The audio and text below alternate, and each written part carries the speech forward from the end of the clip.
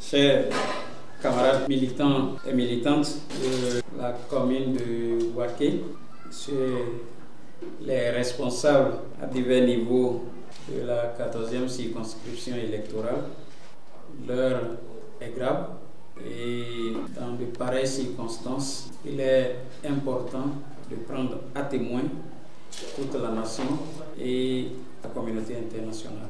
Bien entendu que nous devons prendre notre part de responsabilité et courageusement affronter le défi qui nous est lancé.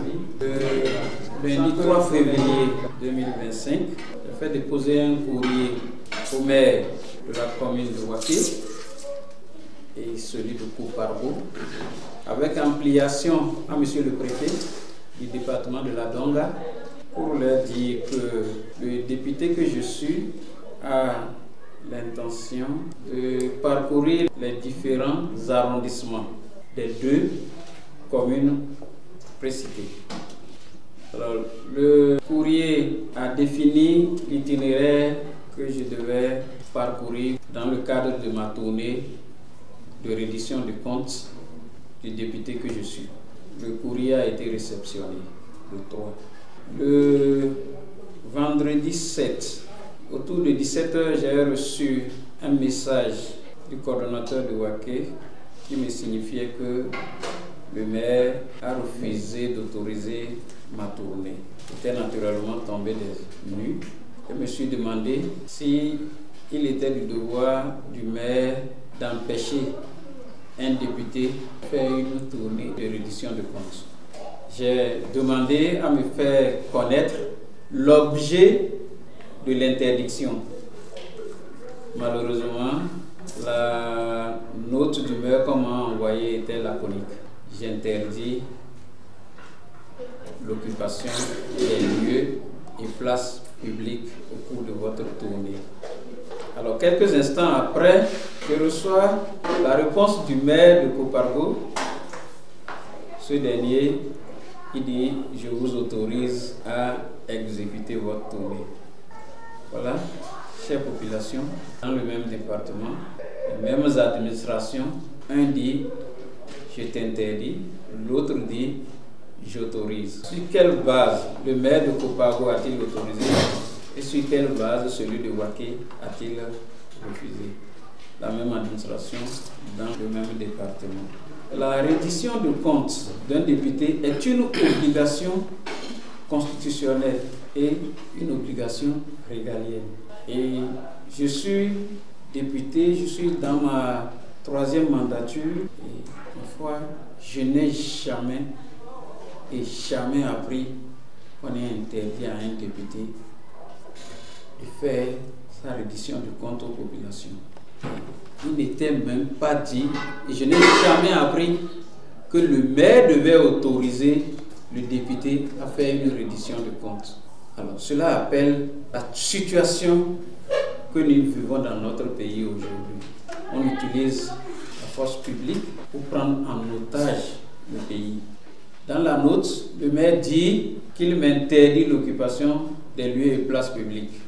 Il dit que cela ne tienne. Je me suis résolu à utiliser les places privées et j'ai demandé aux responsables du parti à la base de prendre des contacts nécessaires pour que nous puissions exécuter notre programme dans les lieux privés. Mais les minutes qui ont suivi, tous les coordonnateurs d'arrondissement de Waké ont reçu des appels des commissaires de police de leur arrondissement pour les intimider et les dissuader à même aller dans les lieux privés. Parce qu'il m'a été dit que certains commissaires ont poussé le bouchon loin en prenant même des filiations des coordonnateurs, en les photographiant sans leur consentement, histoire de les intimider. Je crois que c'est suffisamment grave que ça se passe dans un pays qui se dit démocratique. Chère population, nous devons prendre notre destin en main. Nous devons sauver ce pays. Le pays est suffisamment en danger. Le pouvoir nous impose un code électoral où il faut avoir 20% dans chaque circonscription électorale. Au même moment, il nous empêche d'aller vers l'électorat. Il nous empêche d'aller vers nos militants. Devons-nous rester dans nos chambres pour avoir ces 20% par circonscription électorale, ou nous devons aller vers nos militants pour travailler avec nos militants et obtenir ces 20%? Je crois que c'est une machination. Ce qui est fait, c'est un coup contre la démocratie et un coup d'État contre la démocratie, une conspiration contre le peuple béninois. Et si on ne se rend pas compte de ça, ça va être trop tard. Le président Patrice Talon, je crois le 22 janvier 2024, quand il nous a reçus dans le cadre de la révision de la Constitution, il a dit qu'il n'a jamais appris que les maires se comportent ainsi en nous interdisant des manifestations politiques. Et à cet effet, il nous a donné son numéro de téléphone pour dire lorsque ce serait le cas, que nous l'appelons. Je pense que nous n'avons pas appelé le président Patrice Talon. Il sait aujourd'hui ce qui se passe dans le pays parce qu'il a les services de renseignement, il a des militants, il a des responsables, il a des ministres et les préfets sont sous ses ordres.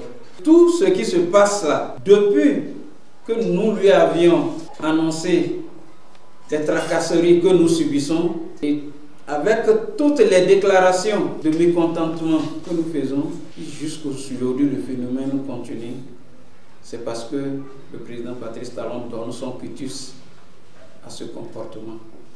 Et cela est grave. Nous pensons qu'il est le président des Béninois. Le président Patrice Talon devait être au-dessus des partis politiques. Mais si BR et UPR peuvent à tout moment pavaner dans le pays, organiser leurs meetings, leurs sorties comme ils le veulent, et que c'est le parti des démocrates qu'on empêche, je crois que ce ne serait pas responsable. J'ai vu hier un compatriote qui pavanait dans le nord du Bénin et qui crée son mouvement talon continu ou talon je sais quoi, mais sans être inquiété. Quelqu'un qui prône qu'on viole la Constitution, mais qui a la liberté d'occuper la place publique pour le faire sans être inquiété. Au même moment, on traque les légalistes, on traque un député, on l'empêche d'aller à la rencontre de ces militants. C'est suffisamment dangereux. Je nous invite à prendre nos responsabilités. Nous allons prendre la nôtre. J'annonce ici déjà que nous irons devant les juridictions.